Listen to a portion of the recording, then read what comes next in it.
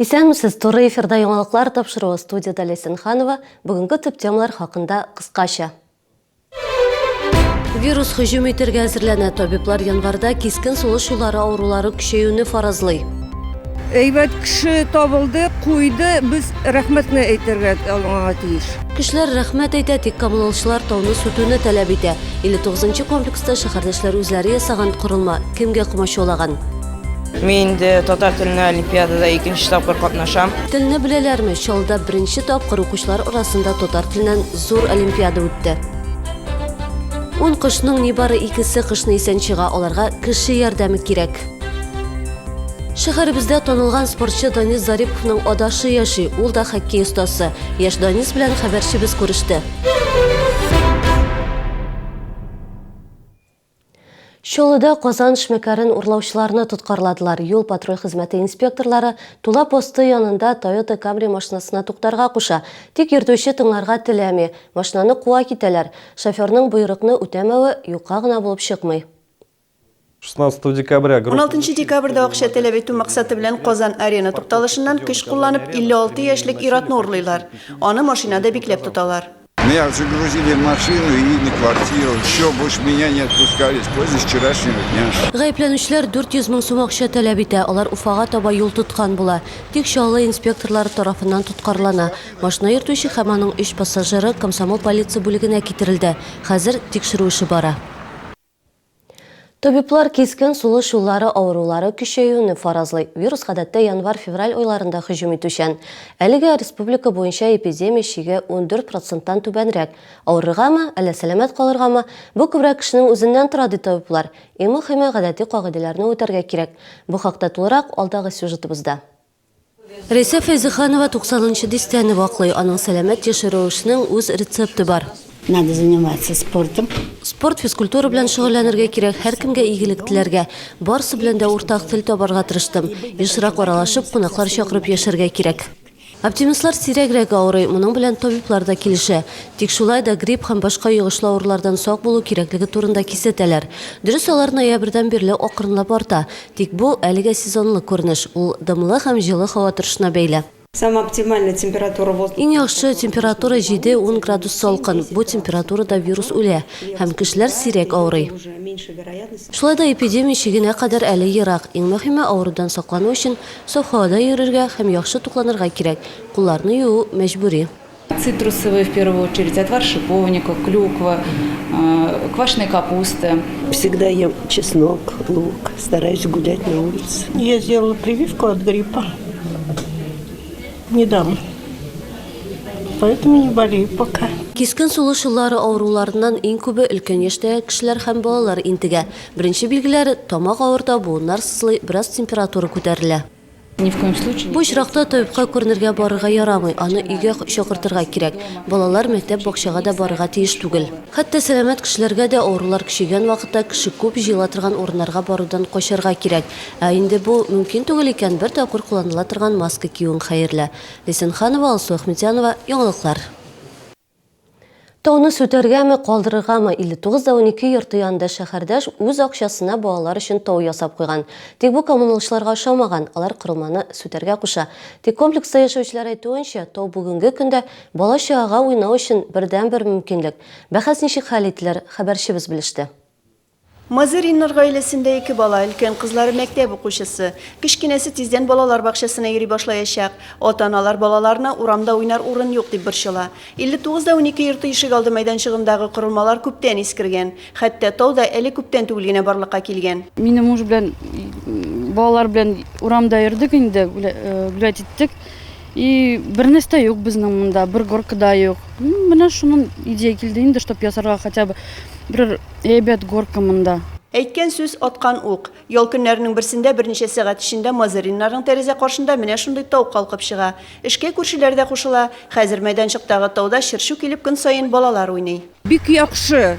Әйбәт кеше табылды, куйды, без рәхмәтне әйтергә тиеш.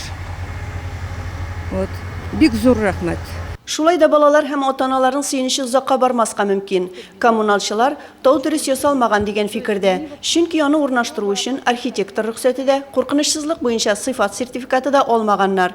Тау лицензиясыз җитештерүче тарафыннан эшләнгән. Әгәр шул анда балалар белән берәр нәрсә булса, кем җавап бирәчәк ди коммуналчылар. Проблеманы хәл итүнең ике юлын тәкъдим итәләр: я кирәкле документлар җыярга, яки тауны сүтәргә. Бүген торак коммуналь хезмәткәре махсус ленталар ярдәмендә тауга юлны япты. Не закрывайте нашу горку! Ә менә комплекска хезмәт күрсәтүче идарә итү компаниясе директоры әйтүенчә, 59-12 йорты янындагы майданчык мәсьәләсен киләсе елда хәл итәчәкләр.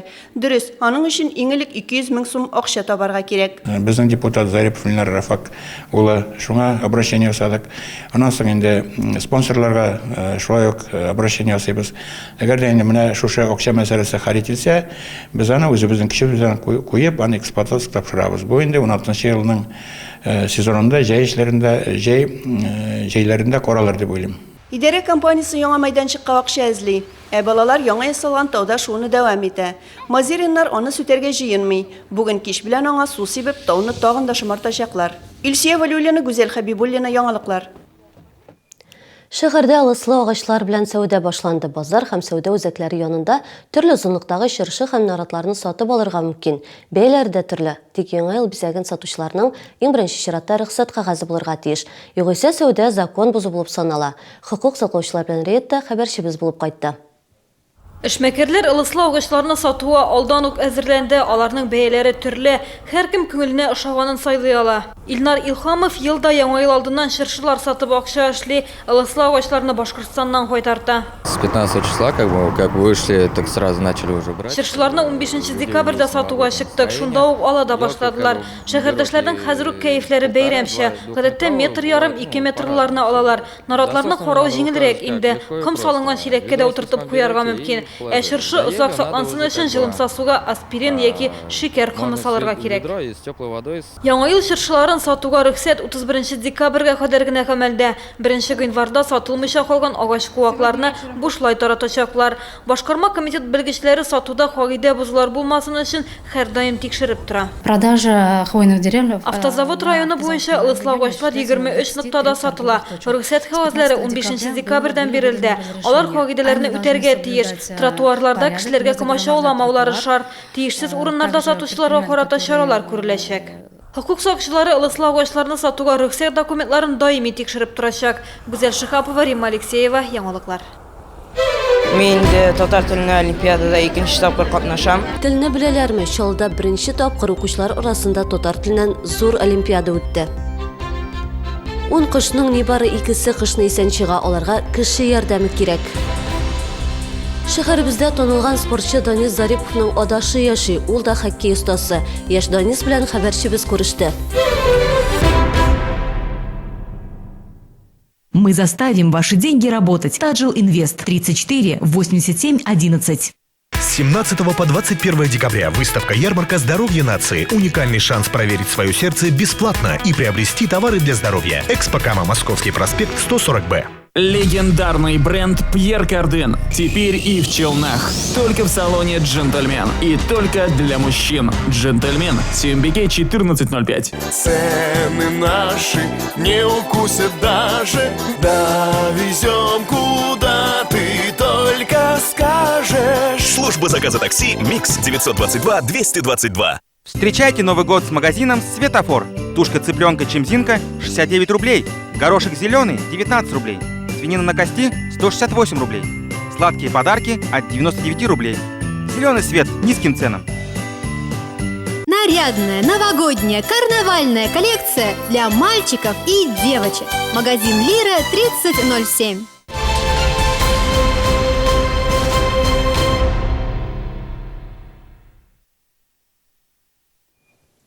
Туры эфирда яңалыклар, без дәвам итәбез. Тілні тирәнтен білуші оқушылар бүгін 52-ші мәктәпкә жиылды бирді. Рус мәктәпләрендә оқушы татар балалары үшін татар тілінен олимпиада өтті. Бу инде 3-ші фән бәйгесе сынау 16-17 декабрьдә да оештырылган иде. Балалар татар теле һәм әдәбиятыннан белемнәрен сынады. Биремнәр Казаннан олимпиада үзәгеннән килә. Узган елгы нәтиҗәләр буенча Чаллы оқучылары республикада югары нәтиҗәләргә ирешкән. Бүген дә балалар олимпиадага ныклы әзерлек белән килүләрен әйтте. Мен bu олимпиада бірінші тапқыр, біз ғайлабызда татарша гел сөйләшәбез һәм мен bu олимпиаданы яхшы язармын дип уйлыймын. Мен де татар тіліне олимпиадада екінші тапқыр катнашам. Былтыр ул хәтле бик курыкмаган идем. Быел әзрәк куркыта инде олимпиада, шул бик катлаулы эш. Шулай итеп уңышларга ирешергә җыенам. Былтыр республика олимпиадасында катнашкан идем инде. Анда икенче урын алдым. Быел тагы барам, әзерләнеп килдем. Үткән еллардан аермалы буларак, безнең быел татар теле буенча олимпиадага 4-нче класстан башлап катнаша балалар. 4, 5, 6, 7, 8, 9, 10, 11-нче класс укучылары. Бу инде безнең өчен зур имтихан булып тора, чөнки без беренче тапкыр үткәрәбез мондый зур күләмдә балалар белән. Аларның инде нәтиҗәләре иртәгә билгеле булачак. Моннан тыш олимпиада иртәгә рус мәктәпләрендә укучы татар балалары өчен дә оештырыла. Фән бәйгеләре тәмамлангандан соң җиңүчеләр республика олимпиадасында шәһәрдән яклап чыгыш ясаячак. Ул февраль аенда Казанда үтәчәк. Чаллы татар драма театры ширек гасырлык юбилейын билгеләп үтәчәк. Анда Татарстанның шәһәр районнарыннан, Оренбург һәм Уфа театрларыннан вәкилләр чакырыла. Театр яшьләрнеке буларак 1990 елда оеша. 25 ел эчендә артистлар тарафыннан 80-нән артык әсәр сәхнәләштерелде. Театр республикабызда гына түгел, Россия төбәкләрендә һәм чит илләрдә дә танылу алды. Репертуарда татар әдипләре әсәрләреннән тыш рус, француз, инглиз, япон һәм итальян драматурглары хезмәтләре дә урын алды. Юбилей тантанасы 21 декабрьдә булачак. Татарстанның халык артисты Булат Салахов тарафыннан язылган яр драмасы белән ачып җибәрергә уйлыйбыз. Икенче өлеше инде һәр вакыттагыча бәйрәм тантанасы, артистларыбызга бүләкләр тапшыру, олы-олы кунакларның чыгышлары, котлаулары. Юбилей кичәсе кичке 18 сәгатьтә башлана. Тамашачыларыбызны көтеп һәм чакырып калабыз. Юбилейга әзерлек белән бер рәттән театр алдагы иҗат турында да уйлый. Яңа елдан соң коллектив язучы Зифа Кадырованың язмыш сынавы әсәре буенча спектакль куюга әзерлекне башлап җибәрәчәк. Рольләр бүленгән инде. Язга кадәр 10 кошның нибары 2-се генә исән кала, калганнары очтан үлә. Канатлы дусларга ярдәм итүнең иң гади усулы җимлекләр ясау. Бүген экология һәм биология үзәге тәрбиячеләре райисполком тукталышы янына җимлекләр урнаштырды. Республикада кышлар ашханәсе дигән акция уза, аның максаты канатлы дусларыбызга игътибарны арттыру. Олылар да, балалар да җимлекләр ясап, аның эченә ризык куялар. Мондый җимлекләр артык ачык төсләрдә булмаска тиеш, алайса кышлар курка. Ризык кыйлмаска, ашханәнең түбәсе капланган булырга тиеш. Җимлекне кул астында булган теләсә нинди материалдан, пластик шешәләрдән, агачтан ясарга мөмкин. Бәйгедә катнашучылар бу кагыйдәләрне үтәде. Хәзер шәһәрдә 200 җимлек артты. В городе много птиц, конечно, синицы, воробьи. Шәһәрдә кышлаучы кошлар күп, песнәкләр, чыпчыклар, күгәрченнәр бар. Нигездә песнәкләр һәм күгәрченнәр ачтан үлә. Әгәр дә без аларга җим сибеп торсак, аларны коткарып калырга мөмкин. Балалар да кышның кошлар өчен авыр чор икәнен белә. Канатлы дусларын көн сайын тәмле ризык белән сыйларга тырышалар. Салом, не соленым, не вареным, не жареным, сырыми семечками, крупами разными, белым хлебом. Җимлекләрне кеше күп йөри торган урыннарга урнаштыралар, аларга үтеп баручылар да җим сибеп китә ала.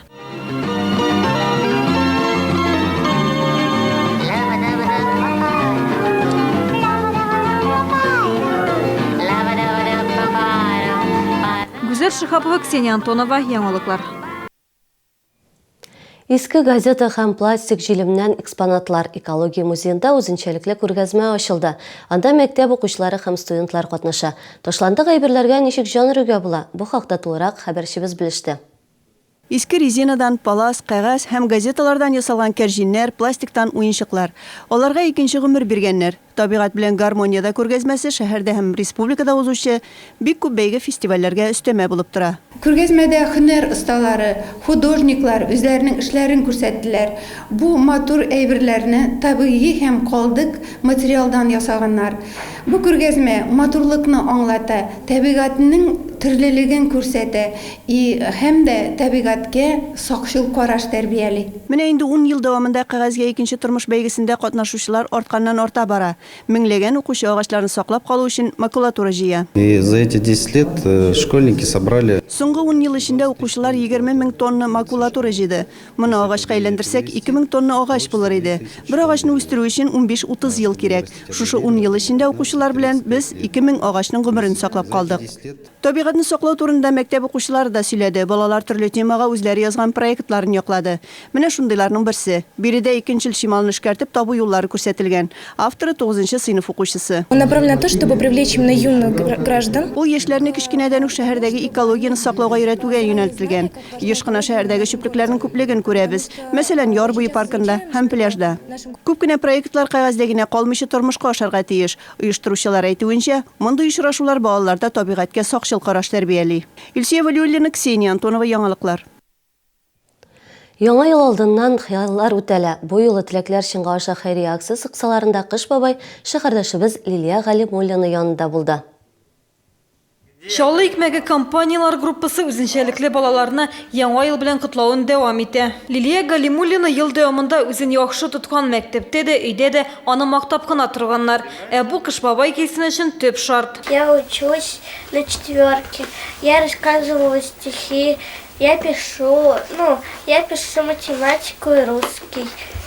Я хорошо учусь. Лилия Кыш бабайга Канада таулары фотографиялары төшерелгән яраткан китабын күрсәтте. Әлеге сүрәтләр турында кызчы күп белә, бабайга да таулар турында белгәннәрен сөйләде. Ул йомшак уенчыкларны да ярата. Кыш бабай Лилиягә зур йомшак аю бүләк итте. Ул күкрәгенә беркетелгән йөрәк тамгасы белән тирә-юньдәгеләрнең Лилияне ничек яратуын күрсәтеп тора. Лилия бик ярата, уйнарга, укырга да ярата. Лыжларда да йөрергә ярата. Яңа елны бик сагынып китте инде ул Лилия. Бик ярата яңа ел бәйрәмен. Дед Морозлар килә дигәч бик сөенде. Теләкләр чынга аша акциясе ярдәмендә тагын бер баланың хыялы үтәлде. Шаллы икмәге компаниялар группасы бу чараны 3нче ел рәттән уздыра. Хәйрия чарасы энергетик мәдәният сараенда зур концерт белән тәмамланачак. Гүзәл Шихапова, Константин Величко, яңалыклар. Бу көннәрдә Мәскәүдә Еврохоккей туры кысаларында 1нче канал кубогына уеннар бара. Җыелма команда тренеры Олег Знарок континенталь хоккей лигасында уйнаучылар арасыннан иң яхшы спортчыларны бергә туплаган. Составка Магнитогорск Металлурга командасы уенчысы Данис Зарипов та яңадан кайтты. Шалда да Данис Зарипов исемле хоккейчы бар. Тик әлегә ул яшьләр командасы өчен уйный. Танылган спортчының адашы белән хәбәрчебез очрашты.